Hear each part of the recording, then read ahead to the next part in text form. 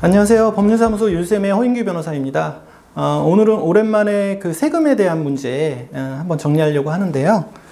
상속재산 분할 시 고려해야 할 세금 문제 좀 전체적으로 총괄적으로 총론적으로 좀 알아보려고 합니다. 보통 이제 상속이 일어나면은 상속세 신고를 이제 고려하고 계신데 모든 상속에 있어서 상속세 신고를 해야 되는 건 아니죠. 보통 상속공제가 좀 우리나라 같은 경우에는 좀 많이 되기 때문에 뭐 일괄공제 5억에 뭐 배우자 공제 기본적으로 5억 하면 이제 10억이라고 해서 흔히들 뭐 10억 이상 재산이 아니면 상속세 신고할 필요 없다 뭐 이렇게들 알고 계시죠. 다만 그 말도 일리가 있는 말인데요.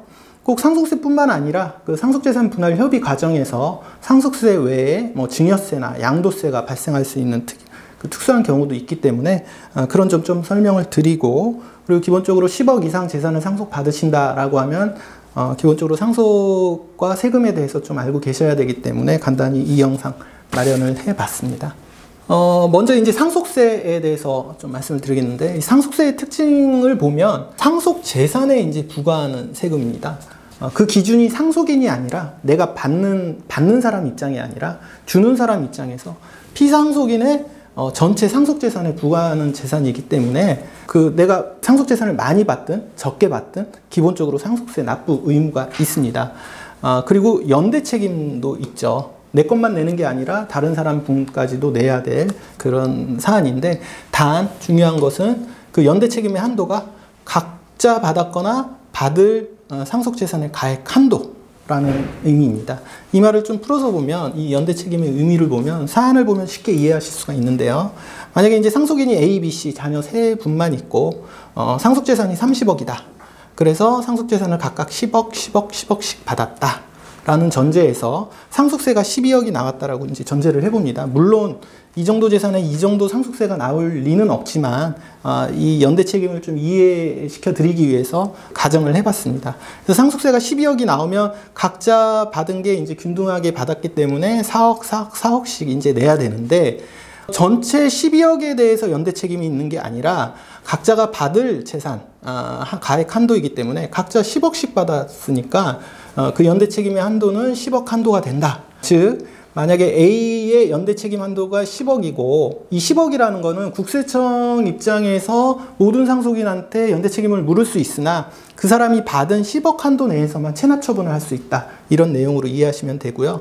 그래서 A가 10억 전부를 납부를 했다라고 하면 10억 중에서 자신의 이제 부담 부분 4억을 초과한 6억은 B씨에게 구상할 수 있다. 이것이 이제 상속세에 있어서 그 연대 책임의 한도에 관한 의미라고 이해하시면 됩니다. 다만 이러한 한도 내라면 상속인 고유 재산에도 집행이 가능하다라는 거 이제 유의하시면 되고요. 그리고 이 상속세에 있어가지고 보통 이제 피상속인이 돌아가시고 남은 재산에 대해서만 상속세가 부과된다고 생각하시는데 그게 아니고 10년 내 증여 재산도 포함을 해서 상속세를 과세를 합니다. 이 10년 내라는 거는 그 증여받은 사람이 공동 상속인인 경우에 한정이 되고요. 만약에 상속인이 아닌 제3자에게 증여를 했다면 그 제3자에 대한 증여는 5년 내만 과세된다는 거 이제 주의하시면 되고요. 다음으로 신고기한은 상속 개시일이 속하는 달의 말일부터 6개월. 보통 이제 6개월 내에 신고해야 된다라는 의미인데 이제 말일 기준으로 한다는 거. 그리고 이제 만약에 상속인이나 또는 피상속인이 비거주자라면 9개월, 3개월 연장돼서 9개월 된다는 거 이제 이해하시면 되고, 그 좀 주의하실 점은 이 상속세 신고 기한과 그 부동산 상속 등기 기한과 혼동을 많이 하셔서 부동산 상속 등기도 6개월 내에 해야 된다라고 잘못 알고 계신 분들이 있으신데, 이 등기 기한에는 제한이 없다는 거, 둘을 혼동하시면 안 된다는 거 주의하시면 될 것 같습니다. 그 다음에 상속세를 이렇게 분담을 해서 나누는데 결국은 분담 기준은 상속인별 상속세 납부 비율 계산을 해서 하는데, 이게 이제 상속세법 시행령 3조와 또 집행기준 또 각종 국세청 해석에 의해서 이런 방식에 의해 가지고 계산을 한다라고 나와 있지만 보시면 되게 이제 복잡하시죠. 간단하게 얘기해서 자기가 받은 재산 비율대로 한다는 겁니다.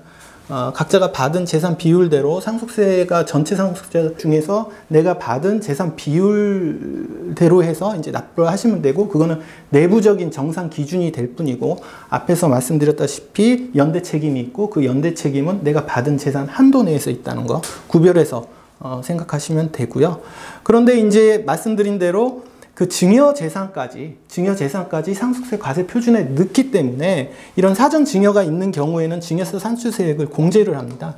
즉 증여를 할 당시에 증여세가 부과가 됐을 것이고 그거에 대해서 이제 기납부한 세액이 있으면 기납부 세액을 공제하는 방식으로 하는데, 이런 증여세 사전 증여가 있는 경우에 납부 비율 계산을 할 때 그 각각의 이런 걸 반영을 하다 보니 이 식이 이제 복잡해졌다, 이렇게 이해하시면 되고, 기본적으로 그 각자가 받은 재산 비율대로 하면 된다. 지금 이걸 뭐 이해하실 필요는 없으실 것 같고요. 나중에 이제 문제가 되면 이 부분 가지고 한번 생각하시면 될 것 같습니다. 근데 기본적으로 상속세가 발생을 하는데 상속세 이외의 세금이 발생하는 경우가 있습니다. 이거는 이제 상속재산 분할 협의가 이루어졌을 때인데요. 상속재산을 뭐 법정 지분대로 나누어 가졌다면 당연히 상속세만 내면 되지만, 협의 과정에서 지분을 나눠 갖지 않고 지분을 포기하거나 또는 지분을 교환하는 형식으로 협의가 되는 경우가 있는데요. 첫 번째는 이제 지분을 포기하는 경우입니다. 여기서 포기하는 경우는 그 민법 1019조에 의한 포기와는 구별을 하셔야 됩니다. 19조에 의한 포기는 가정법원에 3개월 내에 내가 이제 상속인 지위를 포기하겠다는 것이고요. 상속인 지위를 포기하게 되면 상속인이 아니기 때문에 그 지분의 포기라는 개념이 나올 수가 없습니다. 이거는 협의 과정에서 내 지분을 포기하고 내 지분을 딴 사람한테 주겠다라는 의사표시. 즉 간단히 얘기해서 상속인이 A, B가 있었는데 뭐 2분의 1씩 지분이 있었지만 B가 자신의 지분을 포기하고 A 단독 명의로 이제 부동산 같은 경우에 상속등기 협의를 하는 경우, 이런 경우에 이제 증여세가 발생하게 됩니다. 상식세법 4조 3항에 이제 나와 있는데, 법문을 그대로 말씀을 드리면 협의 분할 결과 당초 상속분을 초과하여 취득하게 되는 재산은, 즉 A 입장에서는 원래 2분의 1만 취득을 해야 되는데 B가 자신 지분을 포기했기 때문에 B의 지분까지 이제 초과해서 취득하게 되는 재산이고, 그 분할에 의해서 상속분이 감소한 상속인으로부터, 즉 B로부터 증여받은 것으로 본다라고 해서 이제 증여세 과세 대상이 이제 원칙적으로 되고요. 다만 이제 유의할 점은 단서에 예외를 이제 달아 놓았는데요. 상속재산 분할 협의가 최초로 이루어진 것이고, 그리고 미등기 상태에서, 즉 상속등기가 되지 않은 상태에서 1인 단독 명의로 하는 경우에는 증여세를 면제하고 있습니다.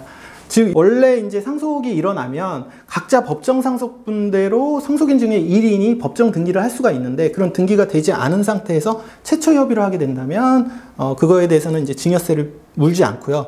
다만 만약에 이제 법정 상속 등기, 그 지분대로 등기를 한 후에 재협의를 해서 단독 명의로 한다라고 하고, 그 단독 명의로 한 게 이제 신고기한 이후, 이 신고기한이 아까 이제 6개월 말씀드렸죠. 6개월 이후에 1인 단독 명의로 하면 이제 증여세를 과세한다는 거, 이 점을 좀 특별히 이제 좀 유의를 하셔야 될 것 같고요.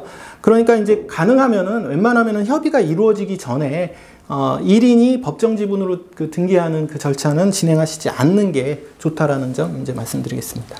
그 다음에 이제 다른 사례인데, 아까는 이제 지분을 포기한 것이고 다른 상속인으로부터 가액정산을 받기로 한 경우입니다. 즉 같은 사례에서 A, B 중에서 B가 자신 지분을 A에게 주는 대가로 그에 해당하는 가액을 정산받고 A 단독으로 상속 등기하는 경우입니다. 이 경우는 지분을 포기하는 것이 아니니까 증여세가 아니라 내 지분을 B가 A한테 넘기면서 그에 대한 대가로 받는 거기 때문에 유상 이전으로 보고, 이거는 이제 양도세 대상으로 보게 됩니다.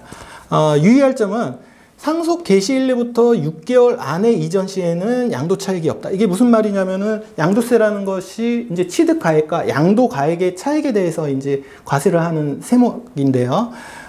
보통 이제 그 상속세법 시행령에 이 49조 2항에 보면은 그 상속 개시 당시에 그 취득 가액을 그 상속 전후 6개월간 뭐 매매가래 사례라든지 이런 식으로 6개월 안에 어떤 평가 가액이 있으면은 그 가액을 취득 가액으로 보고 동시에 양도 가액으로 보게 됩니다.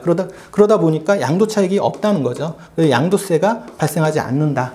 뭐 이 점 좀 유의하시면 될 것 같고요. 그 다음에 앞의 사례하고 동일하긴 한데, 보통 이제 A가 지분 정산을 하고 B에게 돈을 줘야 되는데 A한테 돈이 없다라고 하면 A가 내가 먼저 단독 등기를 하고 그걸 제3자한테 매각한 다음에 매각한 돈을 B에게 정산하는 경우, 앞의 사례하고는 좀 쿠션을 한번 매긴 거긴 하지만 이때는 양도세뿐만 아니라 증여세가 추가로 발생한다는 점이 좀 중요한 부분입니다.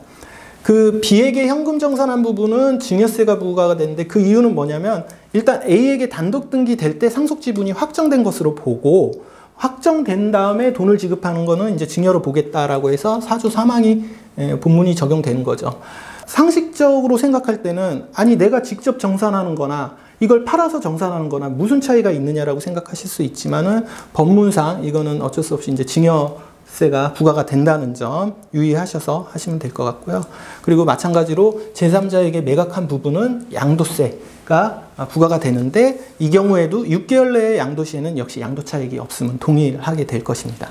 예, 이상 오늘은 그 상속과 세금 아주 기본적인 부분에 대해서 이제 말씀드렸는데요.